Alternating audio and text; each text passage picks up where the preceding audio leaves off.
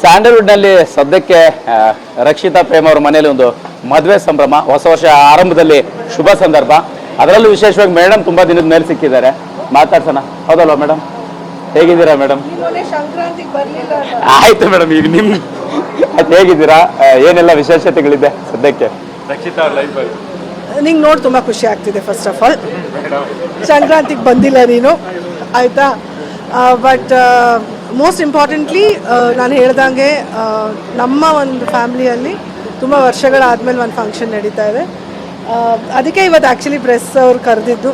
Actually ಇವತ್ತು camera ಏನು ಬೇಡ ಅಂತಲೇ ಹೇಳಿದ್ದು. Because I always felt that ನನ್ನ ಕೆರಿಯರಲ್ಲಿ ಭಾಳ ಇಂಪಾರ್ಟೆಂಟ್ ಪಾತ್ರ ಇದ್ದಿದೆ. ಸ್ಪೆಷಲಿ TV9 ಅಂತ ಏನಕ್ಕೆ ಹೇಳ್ತೀನಿ ಅಂದರೆ, ನಾನು ಹೀರೋಯಿನ್ ಆಗಿದ್ದಾಗ ಆವಾಗ ಒಂದೇ ನ್ಯೂಸ್ ಚಾನಲ್ ಇದ್ದಿದ್ದು, ದ್ಯಾಟ್ ವಾಸ್ TV9. ಆ ಮೊದಲು ಇದ್ದಿದ್ದು ಎಲ್ಲ ಆ್ಯಂಕರ್ಸ್ ಇರ್ಬೋದು, ಮಂಜು ಇರ್ಬೋದು, ಗೌರೀಶ್ ಇರ್ಬೋದು, ಸುಗುಣ ಇರ್ಬೋದು, ಇವರು ಆಲ್ ಫ್ರಮ್ TV9. ಸೊ ಈ ಚಾನೆಲ್ ಬಹಳಷ್ಟು ಜನರಿಗೆ ಒಂದು ಲೈಫ್ ಕೊಟ್ಟಿದೆ, even as anchors, as reporters, even as actors. So definitely ತುಂಬ ಖುಷಿ ಆಗುತ್ತೆ. ಸೊ ಅದೆಲ್ಲ ಯಾವತ್ತೂ ಮರೆಯೋಕ್ಕಾಗಲ್ಲ, ಆ ಕ್ಷಣಗಳು, ಆ ದಿನಗಳು ಯಾವತ್ತೂ ಮರೆಯೋಕ್ಕಾಗಲ್ಲ.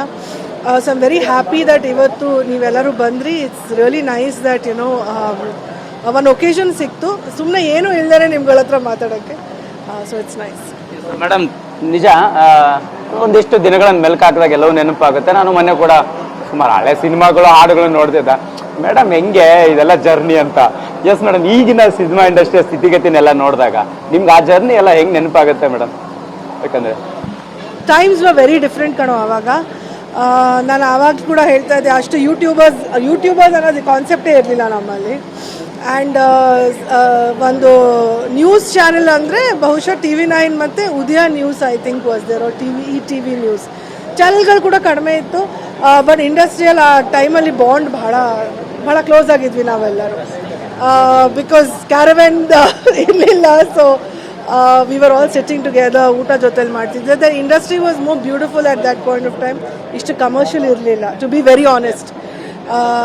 ಸೊ ಇವತ್ತು ನಾನು ಕೂಡ ಹಳೆ ಸಿನಿಮಾಗಳು ನೋಡಿದಾಗ it feels nice, it feels really warm inside. ತುಂಬ ಥ್ಯಾಂಕ್ಫುಲ್ ಅನಿಸುತ್ತೆ. ಮೇಡಮ್, ಸಹಜ ನೀವು ಹೇಳ್ದಂಗೆ ಅಂಥ ವಿಚಾರನ ಮಾತಾಡಿಸ್ಬೇಕನ್ಸ. ಈ ಸೋಷಿಯಲ್ ಮೀಡಿಯಾ ಸಿಚುವೇಶನ್ ಆಗಿರ್ಬೋದು, ಲೈಫ್ ಆಗಿರ್ಬೋದು, ಸೆಲೆಬ್ರಿಟಿಗಳಿಗೆ ಒಂದು ರೀತಿ ಪಾಸಿಟಿವ್ ಆಗಿರುತ್ತಾ, ನೆಗೆಟಿವ್ ಆಗಿರುತ್ತಾ, ಇದೆಲ್ಲವೂ ಹೆಂಗೆ ತಗೊಳ್ತೀರ? ತುಂಬ ವಿಚಾರದಲ್ಲಿ ಸಾಕಷ್ಟು ಚರ್ಚೆ ಆಗ್ತಿರುತ್ತೆ ಸೋಷಿಯಲ್ ಮೀಡಿಯಾ ಲೈಫ್ ಅಂದಾಗ. Yes madam.